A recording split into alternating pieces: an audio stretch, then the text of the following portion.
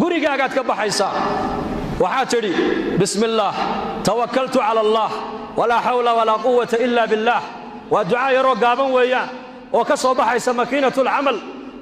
amal arabkay ka soo baxaysa albaabka markaad ka baxaysa aqalkaaga ayaa tiri bismillah baan ku baxaya tawakkaltu ala allah taladana ilaahay baan u dhiibtay la hawla wala quwwata illa billah xeelad an maaragtaanay macaasidana kaga weecan kara anigu malihi iimana ahaanin taacada ilaahayna quwad aan ku qabsan karo iima ahaanine macaasiyadan ilaahay bay iga weecinaya taacadan ilaahay bay dhib yareynaya ducada baad akhrisatay ducadaas malag baa oranaya